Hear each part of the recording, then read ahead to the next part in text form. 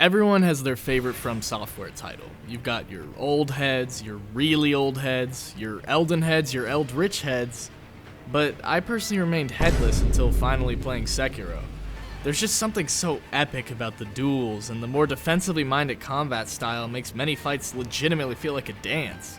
There's an aura of elegance and respect to these encounters. A mutual sense of gravitas and a focus on death-based mechanics shifts the player's attention towards staying alive more than ever. The grace, the honor, the true artistry of combat. He just threw his shit at me.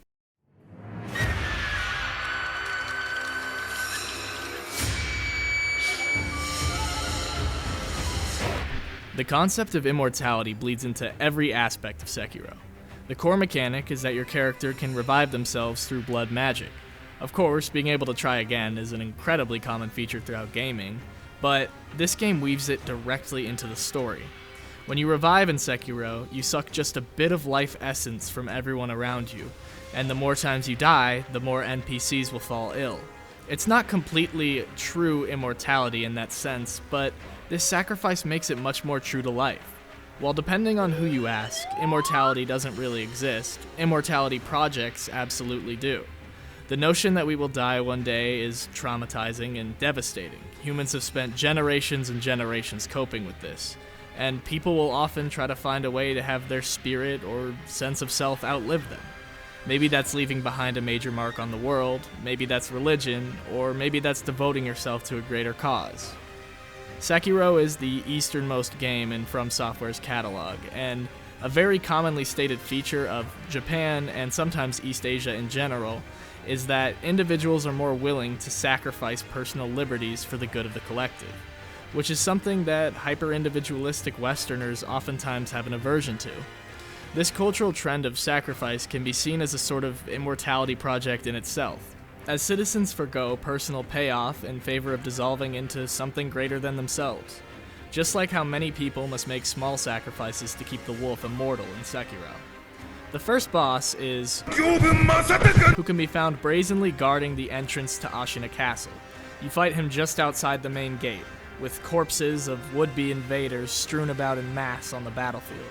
Gyobo has a conviction to his job of defending the gate, so much so that even in his last breath, he speaks of his duties.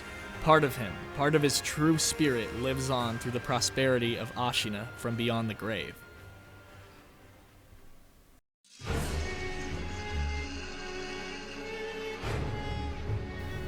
If a single character embodies this concept of allegiance to something greater, it's unquestionably the wolf.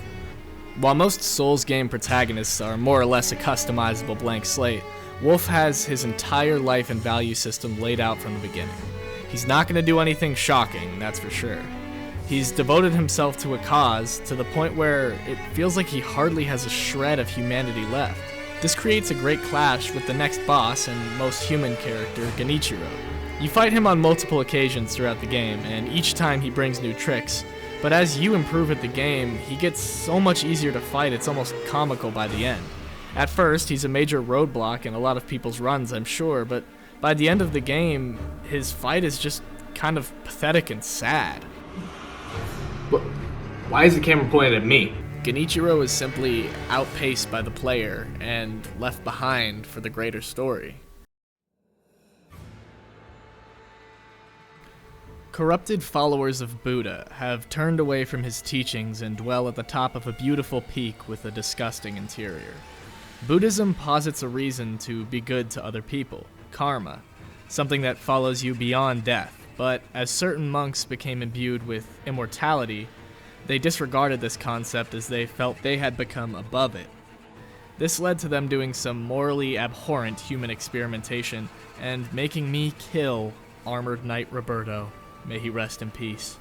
Everyone is trying and failing to become immortal in this game, and those who succeed seem miserable.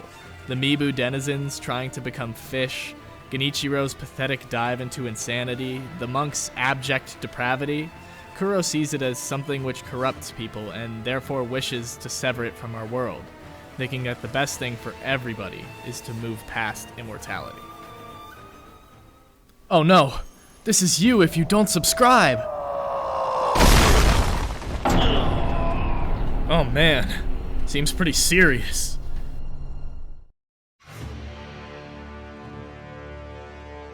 If one thing possesses the drive to be immortal, it's life itself.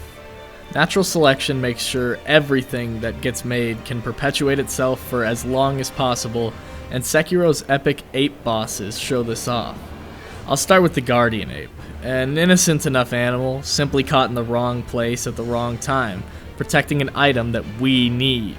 This is actually kind of a brutal encounter as we slice its entire head off, but as life finds a way, it stands back up, infested by some sort of parasite. We brawl the ape as we hear its desperate screams and finally incite silence by slicing up that gross creature wiggling inside. However, most players will come across him a second time after he runs away to a cave. More grueling combat ensues, and even one of his lads comes in to help him. We slay both of them in cold blood, rip out the bug, and finally slaughter it for good. Now, I find this ape hella relatable. His screaming and his desperation to hold on to his immortality is something I feel like I see in the real world all the time. He can feel it being yanked away from him, but he doesn't have the words to understand why, obviously. So he just screams and struggles until his ultimate demise. This is starkly contrasted by the swift and cerebral puzzle that is the other ape boss, the folding screen monkeys. A collection of little neat philosopher guys whose goal is to distract you eternally so you can never progress forward. Which reads to me as a very direct call out towards being hyper-philosophical. Sometimes it can be counterintuitive to improving your quality of life, ironically. I was on this boss for so damn long the first time. It was the one point within my playthrough that I could feel myself burning through what could be time well spent chasing these little buggers around. Once you finally conquer these difficult to pin down ideas, or monkeys, you are greeted by one of the most tranquil areas in the game, though, and can finally relish your success. Dragon big, dragon large, dragon slain by electric charge. Once you gather all the Dragon Balls from defeating the previous few bosses, it's dragon fighting time. And what is there to say, really? This fight is the most mythical and spectacle-driven one in the game, and it's supposed to feel like a huge accomplishment to kill it, I think.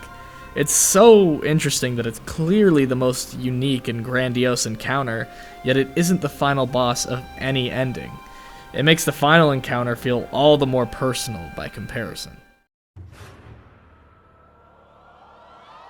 Not immortal beings, but rather mortal beings with great experience. They've witnessed generations rise and fall as the vicious cycle of man wages on. It is in seeing them take their final stand where a lifetime of emotion is unleashed, a powerful final beam of light becoming ignited just one last time. A lifetime of hatred, a lifetime of honor, a lifetime of greed, far outdoing anything that even an immortal being could muster. The Demon of Hatred, Sword Saint Ishin, and Father Owl fights all evoke these feelings massively, and it brings everything back to such a human level after the aforementioned Dragon Ball encounter. In the main ending of Sekiro, many links to immortality have been severed, but what I always wondered was what they could be replaced with.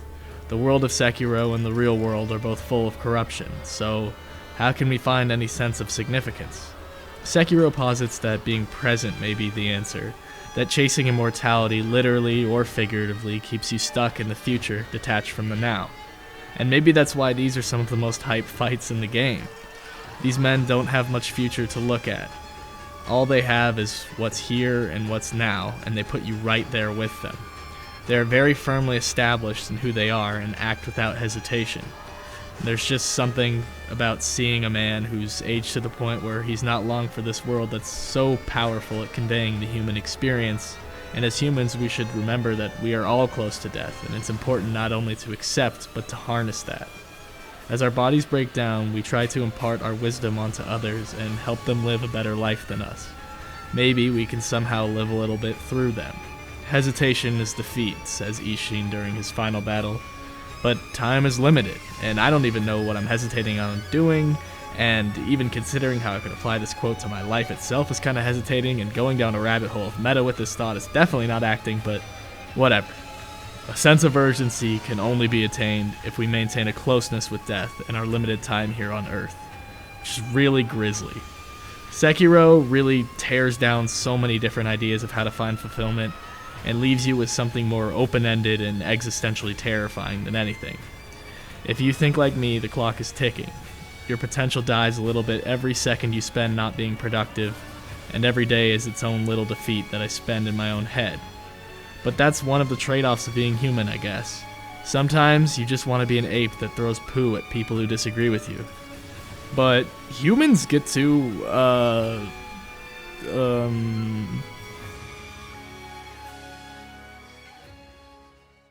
Thank you to my awesome patrons, Sumgoon, Hermit's Nook, Trey, Godfather, B, and Artemis Locke.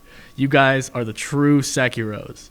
And thanks everybody for watching. Have an incredible day. Any less and you're a failure. Just kidding. But also like and subscribe.